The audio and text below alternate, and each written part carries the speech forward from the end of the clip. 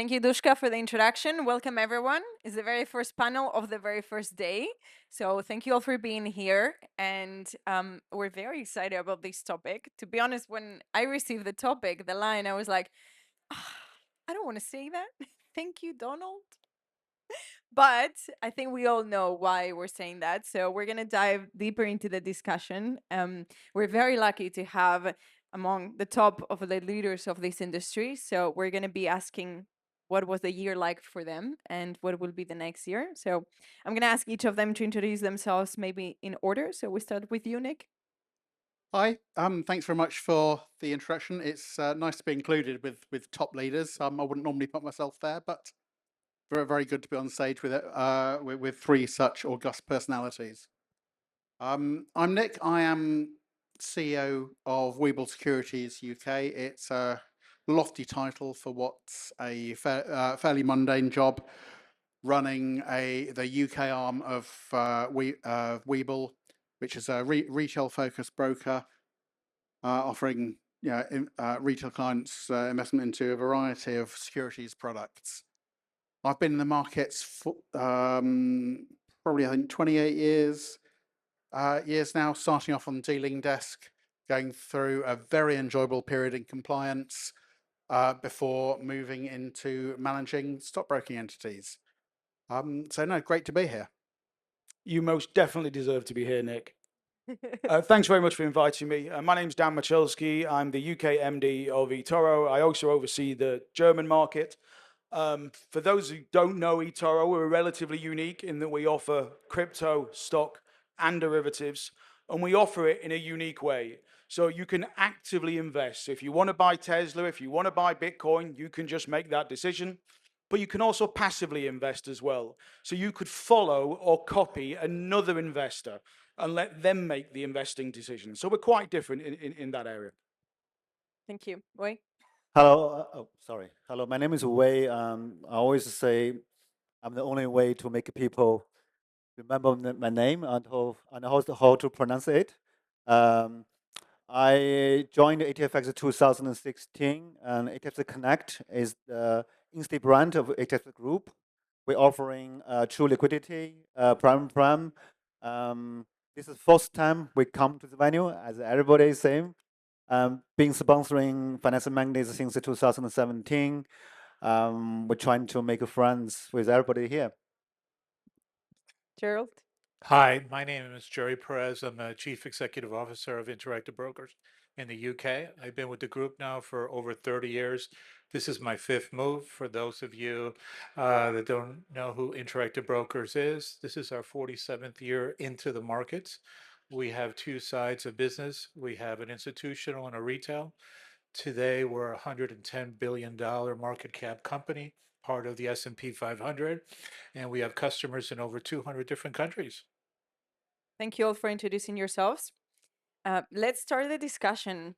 Let's talk a little bit about 2025 volatility. We have to start with volatility. What was the single smartest decision that each of you have made in your corresponding companies? And what is the one decision that you would not repeat? Who wants to take it first? Gerald. This is our 25th year here in the United Kingdom. For us, what we looked at was all the volatility coming into the 25th year.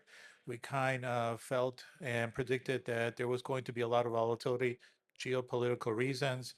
So we took a step back and looked at everything as a client trust proposition in order to earn business. So we recalibrated all our financial models to make sure that we were very well capitalized. We made sure that we had the right business continuity.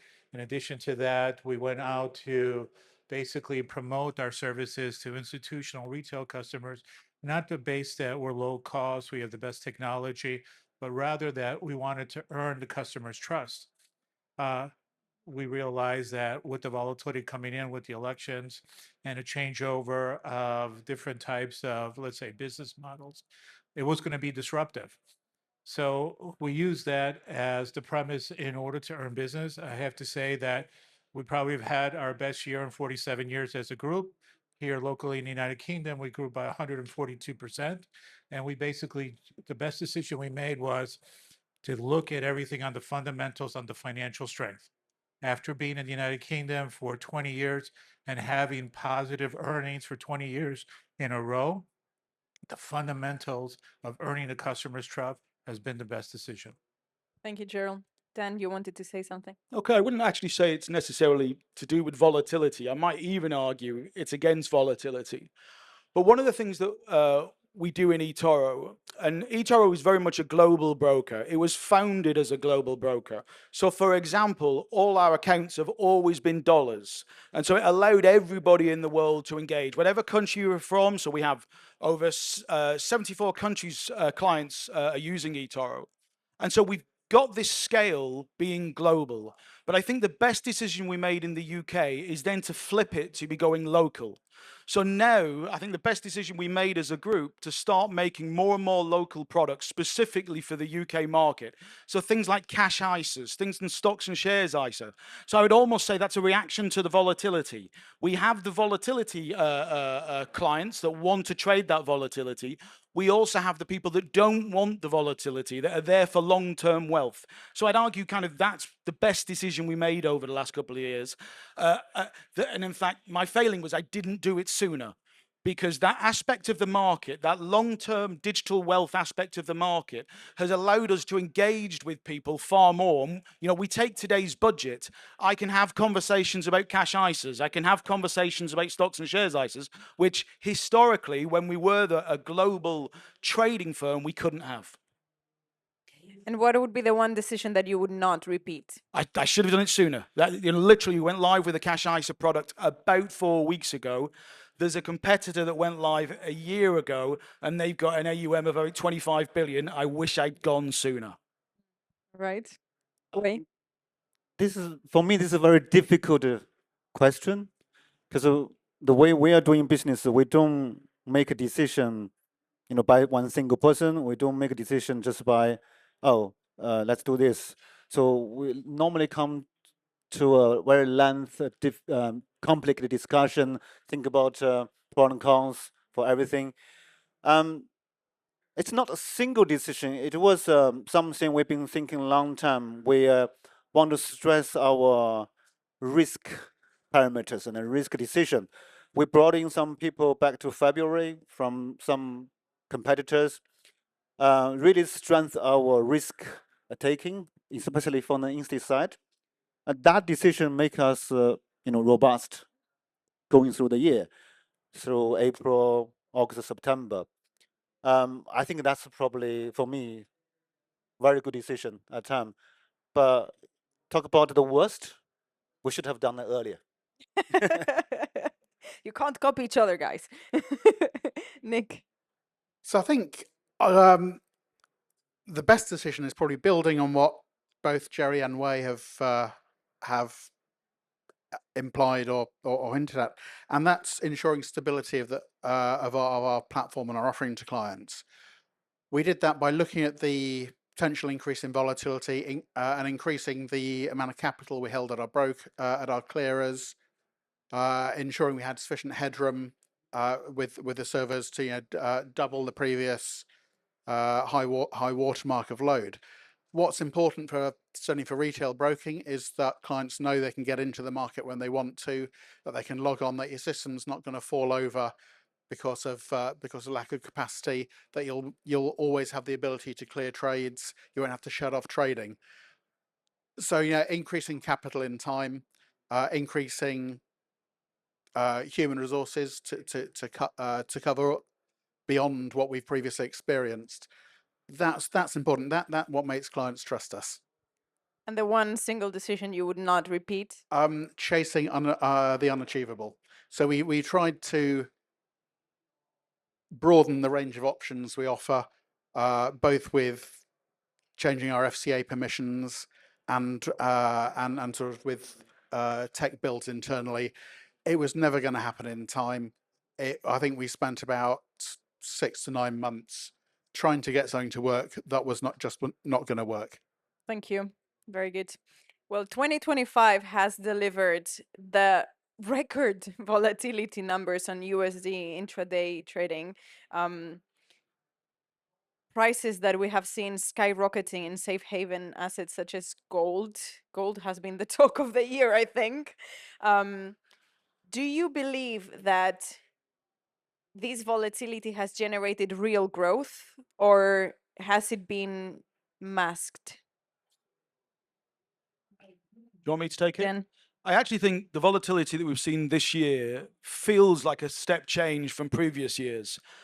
We looked at the cohort that we brought on 2021, which was a really big year for eToro. We had various macro and microeconomic issues. We brought on lots of people in 2021, and we were kind of used to, when you had extreme volatility, people being chased away from the markets. We saw people closing accounts. We saw people not engaging with markets. This time around, I feel that a typical eToro client base is now matured. It understands that there's volatility. It understands that a market correction isn't the end of the world. And so we didn't see the sellers that we would normally see on after Liberation Day. We didn't see the sellers. Obviously, we saw people take a step back, but we didn't see them selling. And indeed, we saw more and more people buying the dip. The last couple of weeks where we've seen again this kind of mini correction, it's really interesting that we're not seeing people leave. We are seeing people now seeing this as an opportunity, which feels very different from before. So I think this volatility now actually is an intrinsic growth in the market. Very interesting. Do you all agree? Because if I understand your question properly, you're asking the volatility of gold. Does that make you grow quicker, or is there any fundamental problems? Is that It's not necessarily about gold, but the volatility in itself Yeah. that we have experienced this year, has it actually generated any real growth in the market, or is it masking some sort of structural issues? Yeah, I think the gold change from what we know and what we talk with our industrial friend. There's a saying probably a few years ago, the gold volume in our in-state world probably only 20% or 30% roughly, but now most of our competitors, including ourselves, probably 70-80% plus. We're trying to diversify that kind of flow volume, but find difficult because we found, at least from our client, they are not interested to trade other product apart from gold. Everybody's ask gold. Everybody ask even some special product. For example, in Asia, we're providing RKG. This is a new product. We even couldn't find the proper venue to hedge. We have to do some change to hedge our flow. So for me, that's shows some danger for that. I mean, how many gold concentration risk we have as a whole industry so far, and how much risk the bank would like to take that could poke a big, fundamental risk for that. Jerry? In my opinion, what volatility showed is that it revealed that growth was a mainstay. In the United Kingdom, 2.3 million UK retail customers came into the marketplace during these uncertain times. Globally, the market grew, the CAGR on the online brokerage grew by another 3%. But it also revealed a lot of things. Entities that were not future looking in technology, risk management, were not going to take advantage of that growth. Rather, their business models were at threat. We saw a lot of implosion in a lot of geographical regions where small little brokers, asset managers, financial advisors were taken up or swallowed by the larger institutions. And I think that revealed that as much as we'd like to say that we're already set up for the next volatility spikes, we really need to keep investing because it's really about the customers. We have to really look at the customers that they need to trust us, and we need to protect their value, which is their assets. And when volatility is spiking, I don't think it's going to subdue. I think you're going to see greater volatility in the marketplace. And for the user, how many of you previously looked at the geopolitical landscape and said, I want to look at the news. I want to see what Trump is going to Twitter. I certainly didn't, but that's all changed now. So effectively, the mindset of the investor and the companies has changed, and this has all been driven by volatility. But for us, it has been a growth realization. Since you have brought it up, what was the one tweet or X comment, whatever we want to call it these days, that Trump posted that made the biggest impact in your businesses? Because nowadays, I mean, we're talking, the panel is called Thank You, Donald, for a reason. And I think if everybody in the room can agree on one thing, is that Donald Trump was the single most influential factor that moved markets this year beyond what anybody could have imagined. So was there any specific comment or tweet or topic that he mentioned that moved it more than the others? If I look at just at the latest Trump Twitter account, in October, he put out that he was going to increase the tariffs for China. That had a big ripple effect into the marketplace. The S&P all of a sudden went down another 13%. All of a sudden, everybody was looking at what the volumes were, and it had a negative effect on our business model, on the whole marketplace. Customer sentiment was, do I stay back or do I get involved into this marketplace? That was really telltale sign that he came back and he looped back into China. However, the Chinese reacted very affirmatively and very surprising positively. Mm-hmm. I Nick? think.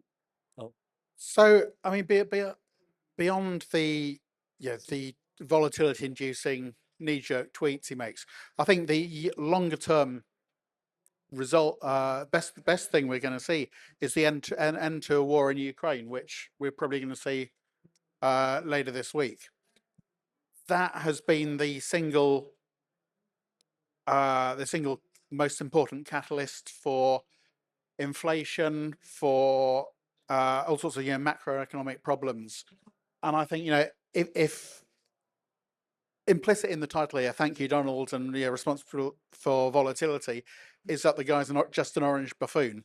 If he can end this war, then I think that's great for the world's economy, and it's the most important thing he's done. I think the interesting point about that, but you're talking about something that's very macro and has a real kind of impact on all of us that are here. The tweet that I would have said, which is so small and in fact was an error. There was Walter Bloomberg that retweeted somebody else's comment that Trump was considering pausing tariffs for 90 days, and the market absolutely shot forward. The White House came out straight away saying, actually, this is not the case. This has not happened. The market came flooding back. And then a few weeks later, we saw the pause happen as well. So I think we really saw how, kind of news, so something that's really tangible against something that's intangible. I think this year we've seen how intangible things can move markets as well. Yeah, I interesting. think this is the event after he announced Liberation Day in April, beginning of April. So it was a week or two afterwards. Yeah, Suddenly it was. He's trying to correct that, I think, and then the volatility and the influence from that tweet he did on 2nd of April, I think, and cost our volume tripled that month compared to other months. So I think probably other companies have a similar situation. But I want to say, this is the second term of him. Even in his first term, we have a very good and experienced trader in-house. He's been trading the market probably 40 years or 30 years. I don't know how old he is. He is not a social media guy. But in the first term of Trump, he downloaded that's called Twitter, right? That's called X.com. And then registered account. I said, you're not the kind of social media guy. Why are you doing this thing? No, because I need to follow. I need to make money. And that's happened in the first term. This term even bigger. Yeah, I think that it was a proof of concept. And at the end, it confirmed to be, the kind of things, I mean, the subjects and the topics that have been going through his hands and his tweets in this past year have shaken the whole world, and especially the markets. I mean, if we're talking, you mentioned tariffs, Jerry. So if we're talking about the tariffs that imposed Mexico, Canada, the comments about Canada and Mexico and China and the EU as well. I mean, this has made the whole financial markets across all regions move in very unexpected ways, I guess. I want to ask you all, from your experience, which one is the region that has behaved differently than the models that you had in place for these kind of eventualities? Has anything moved away from what you had, created as a model for LATAM, for example, or China or EU? I mean, for me personally, I think the focus was on China. Everyone was writing or believed that China was going to be impacted by Donald Trump's Twitter about the tariffs looping back and affecting them dramatically and directly. However, the Chinese were very flexible and very agile. They shifted their focus from the United States, North America, and they shifted their focus to the EU. They regained some ground when realistically the economists were all saying that they were going to be stifled for economic growth. Their economic growth actually grew. I think the surprise was maybe the EU. The EU didn't really react as quickly as a lot of economists believed they would. However, they've recalibrated and readjusted, and I think to me that was the biggest surprise. Interesting. Why? Do you have a different experience? Yeah, on top of this China flexibility things, I feel very strongly for that because we moved to Mexico market back to 2018 or 19. At the beginning of the journey, because I travel to Mexico probably every 2 months, I couldn't find a very good Chinese restaurant. I mean, I'm from northern China, and I couldn't find some even Chinese waiters or waitress in a Chinese restaurant. They all speak Spanish, and I didn't speak Spanish at the time. But when I go back 2024, 23, that's totally different. I have many friends contact me. Oh, you're going to Mexico? Let's hang around and let's go for some hot pot. There's several massive big brands opened in Mexico City for hot pot.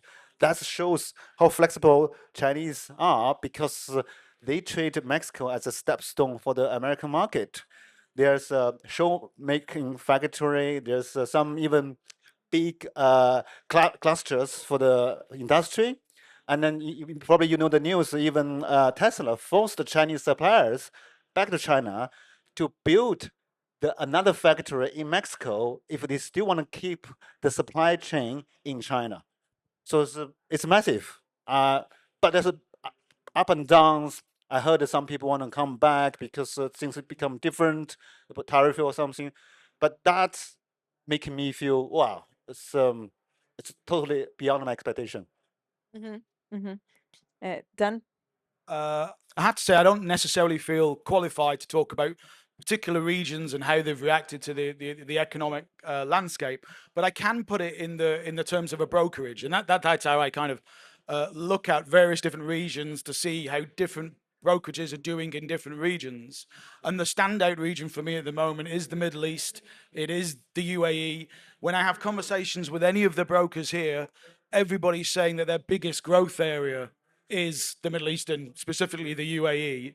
I'm equally trying to work out how that works for eToro because we're seeing huge growth in there, and I've not quite got a handle on the market share because everybody that I speak to keeps saying that we're doing so well here. Yeah. Nick? Don't worry, Dan. Being unqualified never stops me commenting. In terms of which markets, I think the UK and the EU have really outperformed much better than we thought. I think when we first saw talks of tariffs coming in, the idea was that Europe would just kowtow and give in and say, okay, we'll take your tariffs and we'll pay up. But it's actually united Europe and united in a way both politically and economically that we really didn't expect. And this is why we're seeing European indices pushing on, why we're seeing why we're expecting in the next couple of years Europe to continue this push and to be the bright spot potentially at the expense of America. Yeah, I think I have to agree in a sense that because Donald Trump has been so controversial as well in his policies, antagonizing so many powers abroad and focusing more on the national interest and less collaborative and more confrontational, it has produced the equal reaction on the counterparties. So, China, when the tariffs happened, you could see the Chinese saying like, bring it on. Bring it on there. Europe has reacted in a similar way as well. So that really surprised me. I was not expecting it. So I imagine that the markets also followed suit. One other thing that he has touched on that Lisa Cameron was just mentioning about is cryptos, right? So he has mentioned that there's going to be a wave of deregulation of crypto. So there was a trend in the US to regulate more crypto. Now he's deregulating crypto, which has like opened up the floodgates in the US, and other countries are checking how the US is reacting to it to follow suit. Like Lisa was saying before, UK, US, collaborative group, etc. So they're looking at how US is doing it to maybe do the same. So it's going to have a spillover effect because of this deregulation and all of the new actors that it has been bringing into place. Maybe eToro has, since it's also in the United States and is very much on crypto, etc. You can tell us what your experience has been from this deregulation that you have seen. Do you see any major movements in crypto, any major players coming? I'd almost go as far to say eToro is almost uniquely benefited from this change in. And I wouldn't necessarily saying at the moment we've seen deregulation, but we've seen a different approach to regulation. So if we look on Trump winning the presidential campaign, then crypto reacted instantly. Now for eToro, in many places is known as a crypto broker, our volumes boomed. Yeah, absolutely boomed. And then we've got the secondary benefit specifically for eToro that we've always wanted to IPO. Now, a few years previously, we entered through a SPAC process that didn't actually get completed. And really what was happening there is the SEC didn't want another crypto firm to list. Interestingly, when we went through the same process this year, all the same people that didn't want us to list 3 years prior were actually green lighting us. So eToro, when we listed in May, actually uniquely benefited both from the volumes, the crypto volatility and the kind of perceived deregulation that was coming, and it allowed us to list. Very interesting. Because it has created a lot of changes in what the regulation is like. So maybe deregulation is not the word, but changes in the regulation to make it more flexible or lenient. It has, I feel that all of the brands have jumped and started creating products for it. Is there a specific single product that any of you has developed as a consequence of these changes in the regulation that has helped you, boost your business or has become more popular? I wouldn't say product. I would say probably in terms of the crypto, the use of USDT for in-state world. Because I know we not allowed to accept in the UK yet, but in offshore entities, many of our clients want the USDT payment because they want a faster payment. They want account the money hitting the account within seconds. So to meet their margin call whatsoever. So that's very, very popular. Almost every single client want that. Very interesting. Yeah. Stable coins, USDT in particular. Jerry, Nick, do you have something to add to it? On the crypto space solely or on other Yeah. things? On the changes in the regulation of the crypto space and what Right. products. I mean, I think you need to look at regulation globally for crypto in the United States. The mindset is a little bit more stable, more relaxed, looking more for innovation. Still in Europe, you have a lot of mindset to be changed by the regulators, especially when it comes to financial promotions. Until that changes, we won't really see the benefits of what crypto, could do for the marketplace, for growth and opportunities. So hopefully that with the regulators making a lot of noise, that their mindset is changing, we're going to see that, but it has to start with actions opposed to just wording and all that. For ourselves, what we did was we repositioned ourselves and collaborated with two entities, United States, Paxos, and Hash Zero, effectively trying to develop a better product set, customer experience, in order to bring in one wallet for them to trade over 160 market centers and have the peace of mind, again, to earn their trust that those wallets would be protected by using the infrastructure as well as their regulatory and client asset protection. So yeah, we're repositioning ourselves to basically take advantage as regulation in the EU or in the UK subsides. Okay, Nick? So I think somewhat unusually, I find myself almost completely aligned with the Chinese government in my hatred of crypto. There are starting to become real world use cases. We're seeing banks offering virtual instant settlement worldwide. It's the first time I've actually thought maybe this thing can work. We don't offer crypto in the UK. It's something we're going to have to do, or looking to in the future. Clients are starting to demand it. But I think what we're going to see possibly next year, year after, is a move beyond cryptocurrency for blockchain technology into the sort of digitalization of real world assets. That's the opportunity, and I think that's where we're looking in a couple of years. I know colleagues in Mexico have been talking about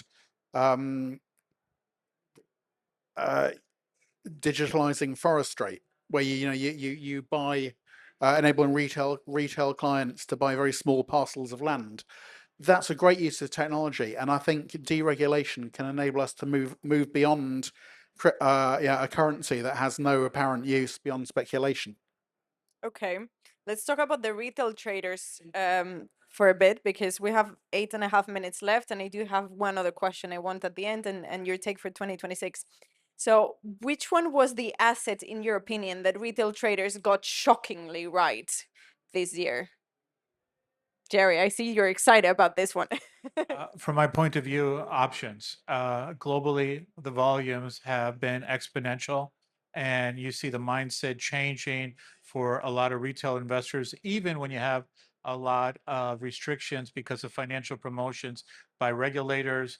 You're seeing options actually being used now in different parts of the world for tax wrappers. Here in the United Kingdom, you have SIPs that you could use actually options in.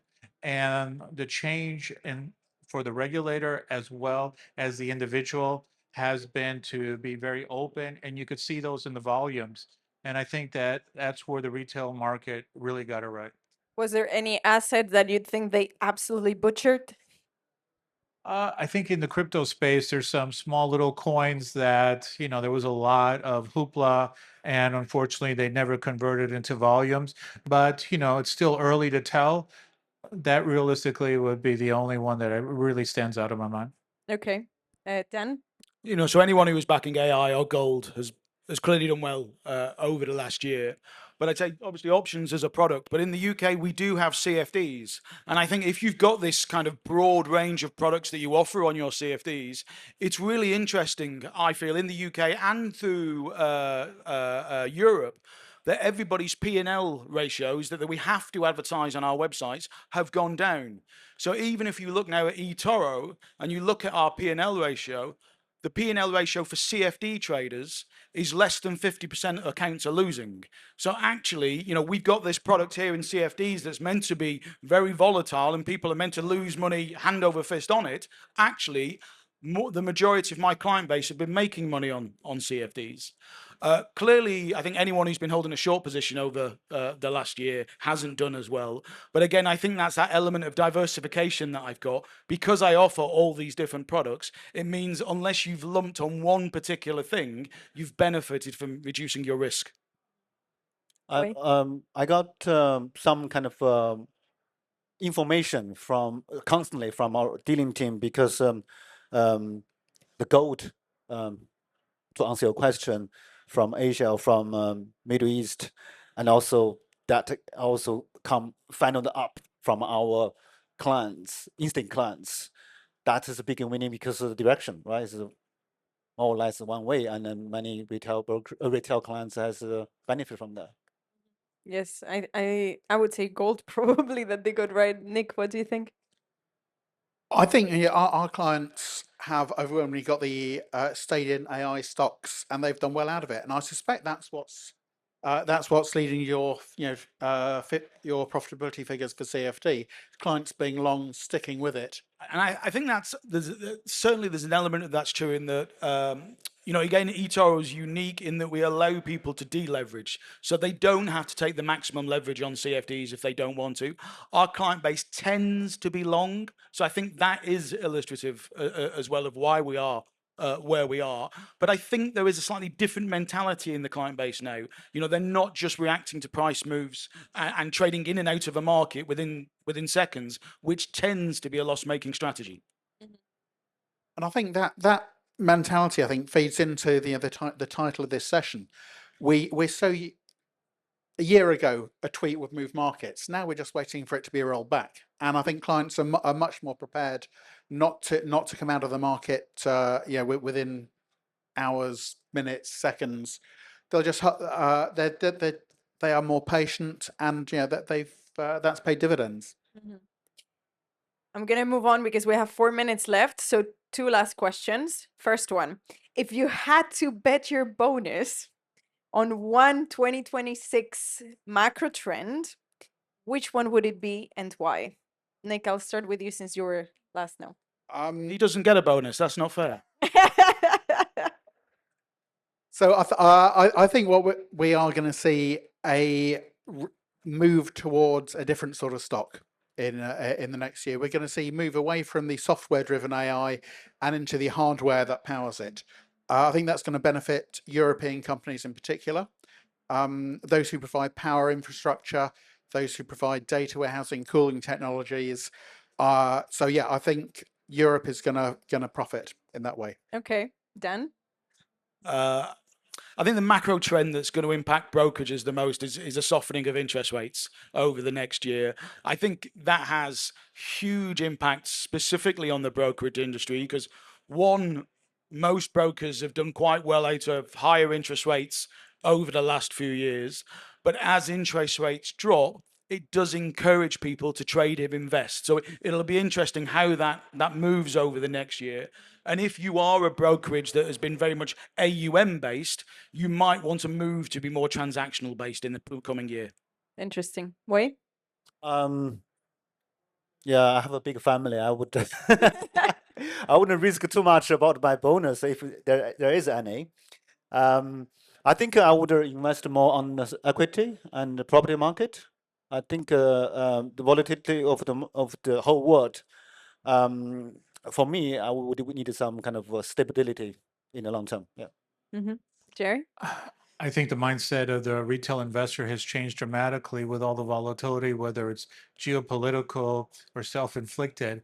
And that has changed the investor, but more importantly, brokers, banks, neo-brokers, whatever you want to call them, fintechs, have now provided tools for the individuals where they feel very comfortable in any kind of uncertainty. And that makes it more changing the mindset of the individual that they'll be active when you have these spikes of disruption. I think 5-10 years ago, without the technology, whether it was artificial intelligence or automation, you had a lot of investors basically anytime that there was a disruption, they would pull back and you would see the volumes implode.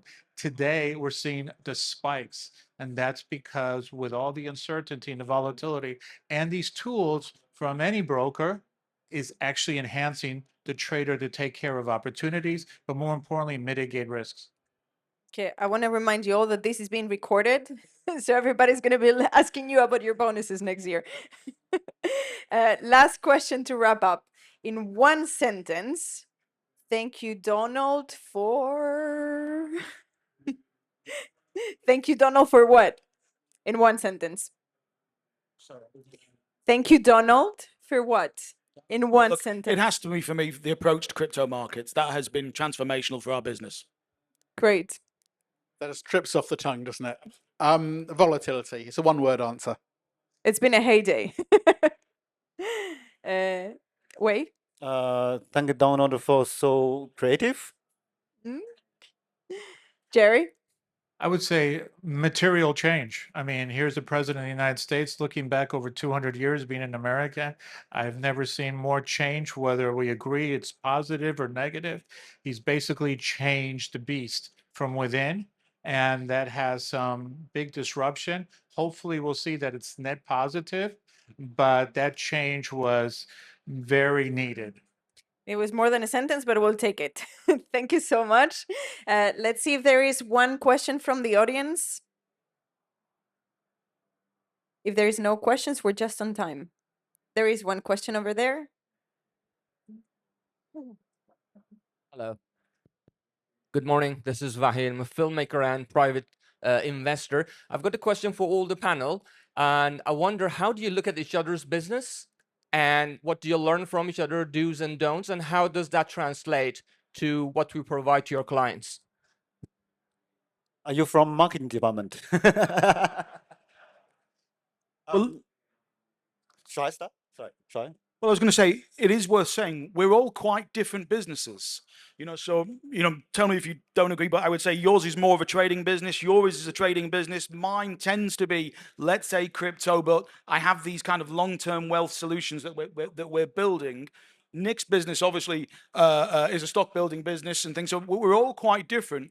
But I think, I really enjoy the depth of the range of products that interactive brokers have, and quite a lot of the firms that we have, if we say, where do we want to be in X amount of years, we look at the range that interactive brokers have and would use that as a North Star. But again, ATFX, your global approach, the ability to the trading markets that you have is great as well. And Webull have led the way in certain consumer duty prospects that we had in the UK. So I think we can all learn from each other. I think in the United Kingdom, with the consumer duty, it made the whole industry to take a step back. We don't see it much as us as an adversary, whether we see as collaborators. We all have a vested interest as stakeholders with the consumer duty to provide good, positive outcomes.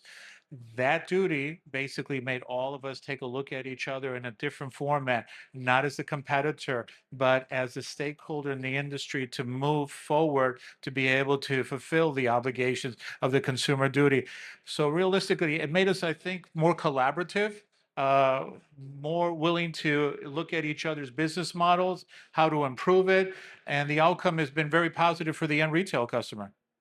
If I can say something as well as a neutral actor in the industry, is that what we see in all the players in the industry is that the trader, the end user at the end, is becoming much more sophisticated, and the needs of it become much more specific. So every single one in the room actually is finding their niche and specializing on something, because it's absolutely impossible to do everything. So like you were saying, right? Like try to overachieve. It's impossible to overachieve. So you end up choosing and specializing to serve a user base that matches, what you can be strongest at.